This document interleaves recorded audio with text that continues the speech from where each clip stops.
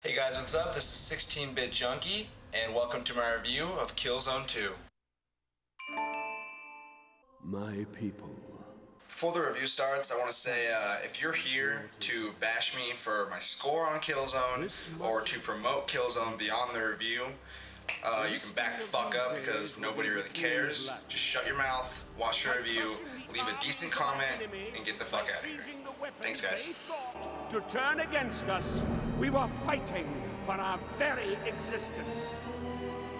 But if there are those who would deny us peace, refuse us our rightful place in the universe. Something pretty cool to note is the voice of Scholar Vasari is actually Brian Cox, who has played in a few really good movies and has also been in a few other games as well.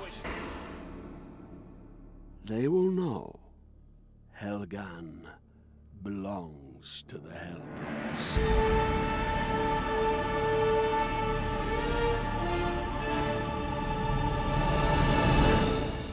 The first thing that you're going to notice about Killzone, and the first gripe you're going to have, is that the controls have a sort of lag to them. And you can deny it all you want, you can blame it on weightiness, whatever the fuck you want to call it, but there is a lag, it does exist, and the most you can do is fucking get used to it, get over it. What I would recommend you do is go to the options screen, up your sensitivity on the X and Y axis, and another thing I would do is enable zoom hold so it gives it more of a Call of Duty feel if you're a Call of Duty fan.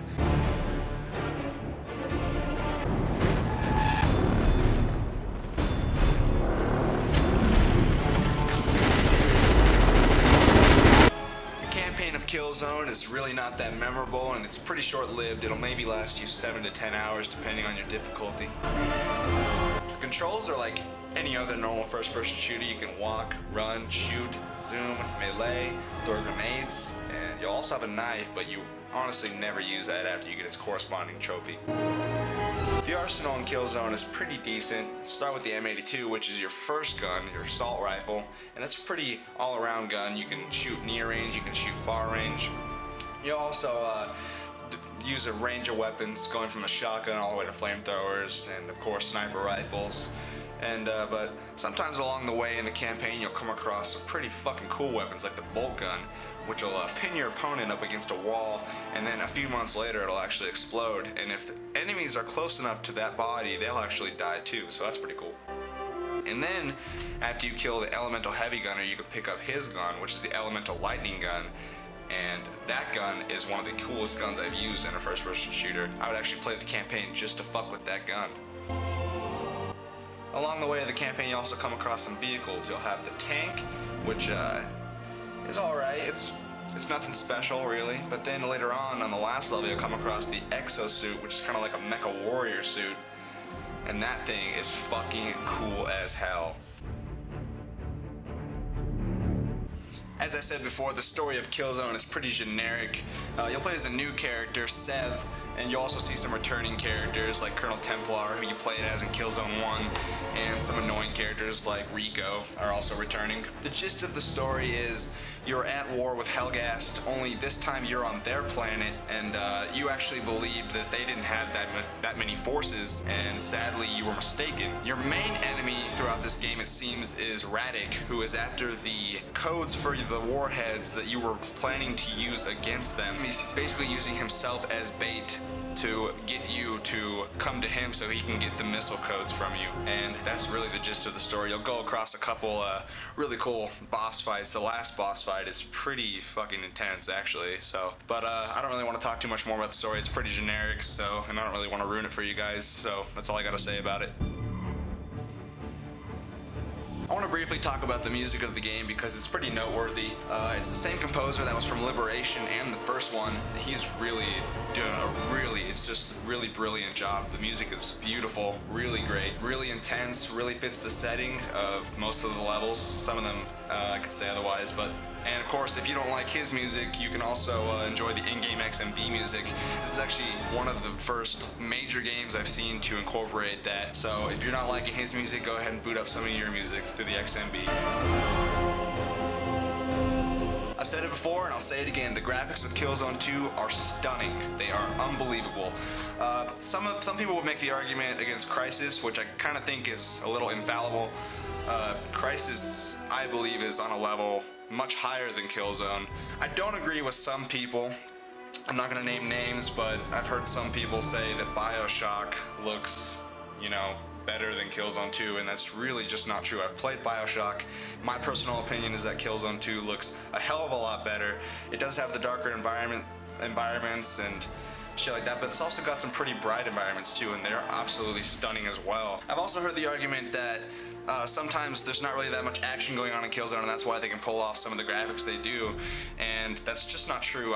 If you've ever played the train level in Killzone 2, you know what I'm talking about, because there's just so much shit going on at once. Explosions, fucking there's tanks, there's people shooting at you. The whole animation of the actual train itself in the tunnel is just absolutely amazing, and it's just so much shit going on at once that it just completely makes that whole argument negligible. Anyway, the graphics are beautiful. The detail on the guns is amazing. All the animations, they actually animate everything, like climbing up ladders, someone giving you a boost up somewhere. They'll animate the whole twisting of wheels and shit, which you actually use the 6-axis controls for, and which is, you know, not that cool, but little nifty addition right there. And definitely appreciate that, because 6-axis really is just not really being shown that much love on the PS3. But once again, the graphics are just beautiful, and comparing to most games on the PS3, this game is definitely up there with the best of them. Alright, now we're going to talk about multiplayer, and if you're anything like most gamers out there, you bought this game for multiplayer. You buy most games for multiplayer because online gaming is where it's at. When you're first logging in, you'll click on Warzone, and then the very top option is join a game, and you can join a game that's already in progress, already commencing, or you can create a game, your own custom game with your own rules. And there's 8 levels to choose from, spanning from deserts to markets, and there's 5 game modes, and beyond the 5 game modes you can further customize options like disabling classes or disabling certain levels. The online game modes have a pretty decent variety. They're a lot like a lot of other online games, like you got a you got a team deathmatch, you got to capture the flag, you've got a, you know, assassination where you destroy a single target after he's been selected, and then on the opposite side you'll actually protect a guy on your side when they're trying to assassinate him. The biggest strong point of Killzone 2's online is its clan system. Even though it's a little bit flawed, it's still one of the best I've seen. You can create a clan, join a clan. When you create a clan, you choose a name, choose a clan tag, and you can go out and start inviting people. You can promote people within the clan so they can help you set up clan challenges and tournaments. And you can also demo people, you can kick people out, you can transfer leadership to someone else. And on top of this, there's clan leaderboards just completely separate from the regular leaderboards, and there's full leaderboard support. So it'll actually, there's different types of leaderboards too, like friend leaderboards, weekly leaderboards, daily leaderboards, many different kinds. Anyway, within clans, you can set up tournaments and challenge other clans, and you actually sacrifice your valor for this. And it's kind of like your money system online. There's also a statistics page that tells you how many badges you have and ribbons. And the badges and ribbons are accomplishments for doing certain things within the game. Like you'll get a medic badge once you revive 5 people, you'll get that badge, and then you can get more powers from that. And the actual badges themselves can actually up the amount of experience you're getting from each kill or each time you do specific things in specific game modes.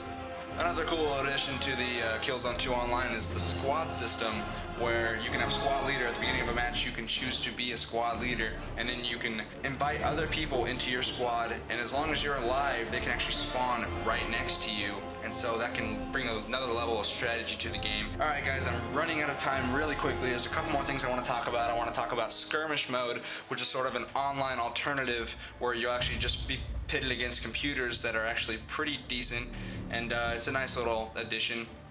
Another nice addition is the full trophy support, and I know after 2009 all games are going to have this, but I just stress how much importance trophies, things like that, achievements, things like that just make gaming so much better, and that's really just a nice addition. Alright guys, I'm going to give Killzone a respectable 8.9 out of 10. Although it does have a very robust and enjoyable multiplayer mode, paired up with some spectacular graphics, I just can't bring myself to give it above a 9 with its just mediocre campaign. But as always, thanks for watching guys, and stay tuned for more.